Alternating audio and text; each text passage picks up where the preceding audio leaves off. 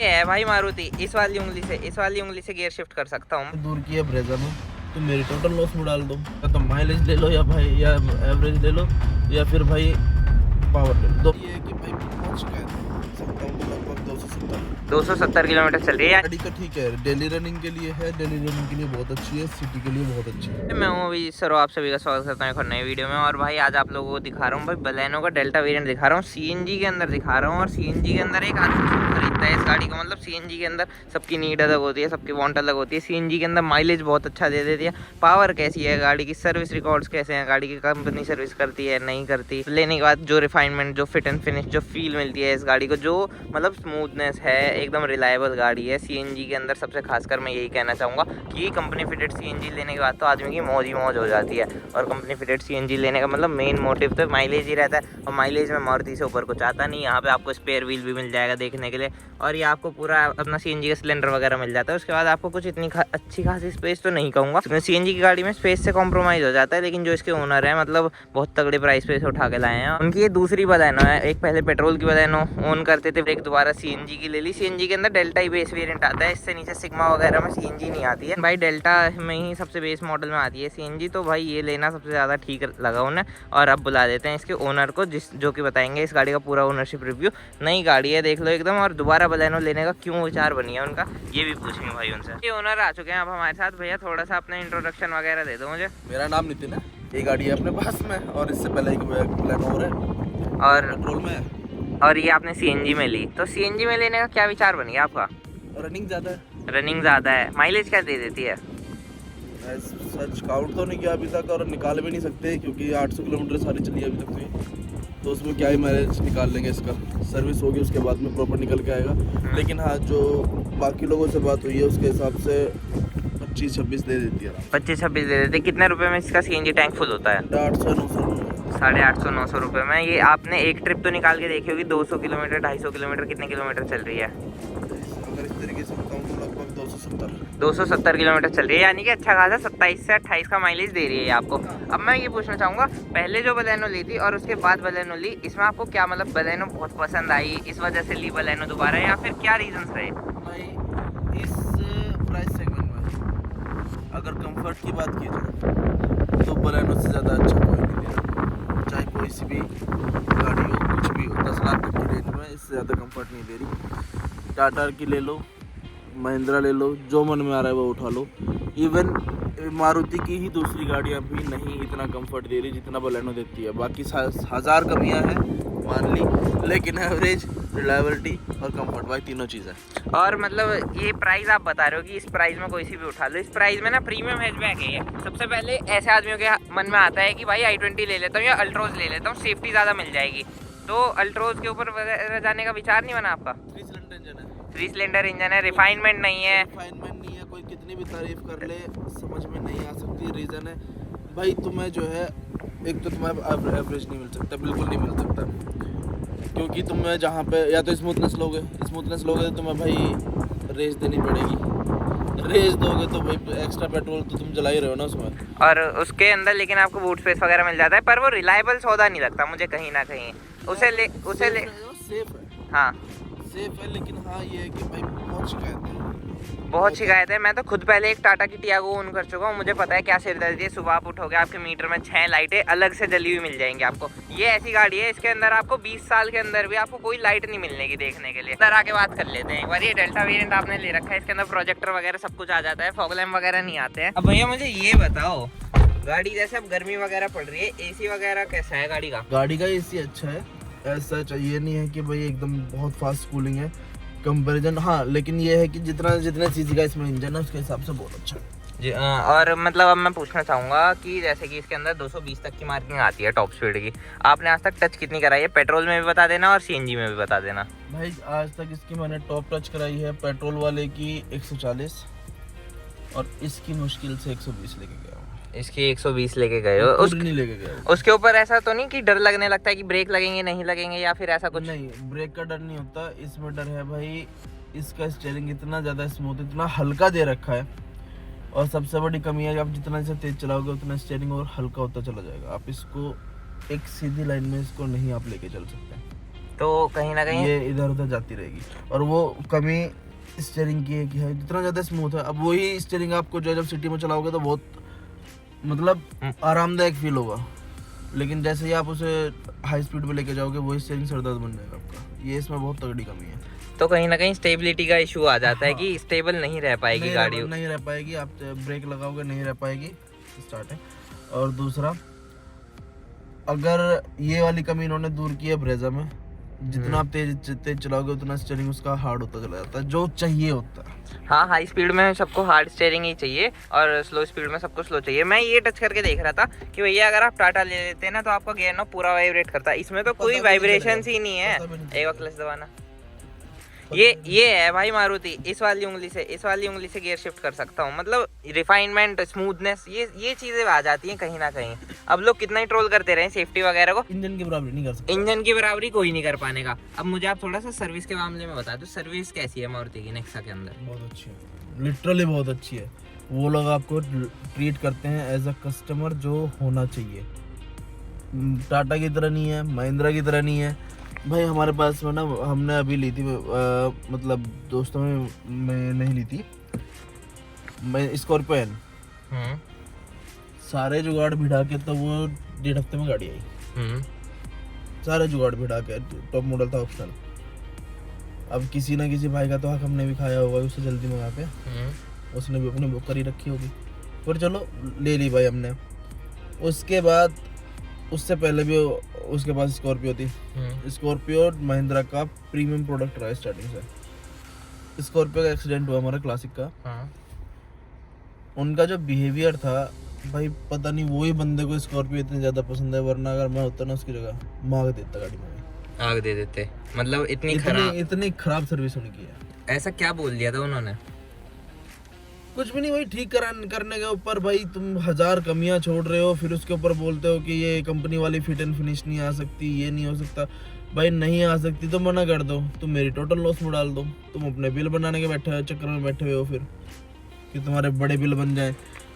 Scorpio classic में तुमने आज तक देखा है कोई आदमी की 14 लाख की गाड़ी में 9.5 लाख रुपए दोबारा से लगा के उसने ठीक कराया? भाई उसकी इमोशनल फीलिंग्स थी उसकी उस गाड़ी के साथ। तो ये सब इंश्योरेंस में कवर हुआ था? इंश्योरेंस में भाई सिर्फ 1.5-2 लाख रुपए कवर हुए थे। उसके बाद उन्होंने ऊपर से लगा दिया? सारा पैसा खुद लगाया है। तो ये तो मतलब बहुत लॉस वाली चीज है। नई गाड़ी आ जाती भाई, 9.5 लाख रुपए में था। अभी भी चला रहे हैं हम उस क्लासिक को, और वो क्लासिक जो है आज की तारीख में हमें पड़ रही है लगभग 22-22.5 लाख रुपए की। बल्कि इससे थोड़ी सी ज्यादा ही पड़ेगी अगर सारे खर्चे मिला लिए जाए तो। और जब से ली है और अब तक जितना भी उसमें लगा चुके हैं। एग्जैक्टली। और पेट्रोल तो हम जोड़ ही नहीं रहे इसमें कि पेट्रोल जितना फूंक दिया होगा, जितना लगा होगा उसको तो मतलब। मैं यही तो बोल रहा हूँ, 9.5 लाख रुपए में तो वो डेल्टा अपनी सीएनजी के लिए ला सकते थे। नहीं रखते भाई हम। ये गाड़ी तो ठीक है, डेली रनिंग के लिए है, डेली रनिंग के लिए बहुत अच्छी है, सिटी के लिए बहुत अच्छी है। लंबे रूट के लिए ये गाड़ियाँ ये फिर नहीं है। हाँ, जो बड़ा इंजन, जो मतलब आप अपनी रिक्वायरमेंट सेट करो, उसके हिसाब से गाड़ी ले लो ना भाई। हाँ, उससे अच्छा क्या ही होगा। हाँ, और हर गाड़ी सबके रिक्वायरमेंट के हिसाब से अलग होती है। अब जैसे अगर इस बाइक को सेफ्टी चाहिए तो ये टाटा पे चला जाएगा, हमें स्मूथनेस रिफाइनमेंट चाहिए हम इस पे आ जाते हैं। सेफ्टी, स्मूथनेस, रिफाइनमेंट सिटी के अंदर आप ही खत्म हो जाती है। सिटी के अंदर आदमी 100 भगाता भी नहीं है। सेफ्टी वगैरह सब कुछ खत्म है वहाँ पे भाई, आपको जरूरत नहीं है। हाँ, आप चल रहे हो, आप जाम में फंसे हुए हो, सारी चीज है। आपको चाहिए स्मूथ क्लच, बिल्कुल हल्का क्लच, उसके बाद एक रिफाइंड इंजन जो आपको सिर दर्द ना दे। आपके पंच की और अल्ट्रोस की तरह क्लच छोड़ते आपका इंजन खटखट करके आगे ना बढ़े, कहाँ पे ना गाड़ी पहले गियर में, वही ना, वो चीज ना हो। ये चीज आपको चाहिए होती है। इन्होंने भी किया ना, इन्होंने नाश मार दिया, अपने डिजायर का नाश मार दिया, स्विफ्ट का मार दिया। 3 सिलेंडर दे दे, नहीं बिक्री, 3 सिलेंडर दे के नहीं बिकेगी नहीं। मैं खुद सीएनजी की गाड़ी लेने गया था, मैं छोड़ ही आया उन गाड़ियों को कि स्विफ्ट और डिजायर तो लेनी नहीं। 3 सिलेंडर ऊपर से सीएनजी, पावर भी कम और कम पावर जनरेट होगी, और गाड़ियों के शीशे तक हिलते हैं बाहर वाले वाइब्रेशन से उनमें। तो भैया जैसे कि आप इसे चला के दिखा रहे हो, टाटा वाले इस चीज से डरते हैं कि कैमरे के ऊपर आ जाएंगे ना अगर चलाते हुए, उनकी एक तो गाड़ी पूरी बचती है, रिफाइनमेंट नहीं है। मेरी सीट वीट कांपती थी, टियागो के अंदर 3 सिलेंडर पेट्रोल इंजन था उस टाइम। हाँ, कान पकड़ लिए, गलती हो गई थी कि मैंने स्विफ्ट नहीं ली थी ऑटोमेटिक में। ऑटोमेटिक तो चलो बेकार था ही, AMT वगैरह, लेकिन उनका तो मुझे ठबी लगा टाटा वालों का तो सब कुछ। ऑटोमेटिक तो वैसे भी इनके खत्म है। हाँ ऑटोमेटिक तो मैं इनका इसका भी अच्छा नहीं मानता है। ऑटोमेटिक भाई नहीं है। ऑटोमेटिक आपका हैवी इंजन पे अच्छा काम करता है, इन इंजनों के लिए ऑटोमेटिक नहीं है। जर्क फील होता है हर बार गियर चेंज होने पे, कोई फायदा थोड़ी है। AMT देते हैं वैसे भी इन सस्ती वाली गाड़ियों के अंदर। जो CVT DCT आता है वो तो चलो फिर भी बढ़िया होता है। CVT फिर भी ठीक है, स्मूथ हो जाता है, लेकिन वेयर एंड टियर भी तो जाता है भाई। क्या अगर थोड़ा सा भी गियर का काम मांगा तो बस फिर बहुत सारे पैसे लग जाते हैं उसके अंदर। अब जैसे कि अभी ये गाड़ी CNG पे चल रही है, स्टार्ट होते ही ये गाड़ी मतलब अपने आप शिफ्ट हो जाती है CNG के ऊपर। 2 सेकंड के बाद एक टंग आवाज आती है, उसके बाद ये CNG पे शिफ्ट हो जाती है। CNG में ऐसा लगता है कि आपको कि जितना आप थ्रॉटल दे रहे हो, जितना आप पैर से दबा रहे हो, उतने में उतनी पावर डिलीवरी नहीं मिल पा रही है जितनी पेट्रोल में मिलती है। हाँ, ये चीज़ हमेशा फील होती है और ये फील होगी, आप इसे रोक नहीं सकते। आप या तो माइलेज ले लो या भाई या एवरेज ले लो या फिर भाई पावर ले लो, दो में से एक चीज़ मिलेगी। हाँ जी भैया, ये चीज़ ना मुझे तब भी फील हुई थी जब मैं डीजल से पेट्रोल पर शिफ्ट हुआ था।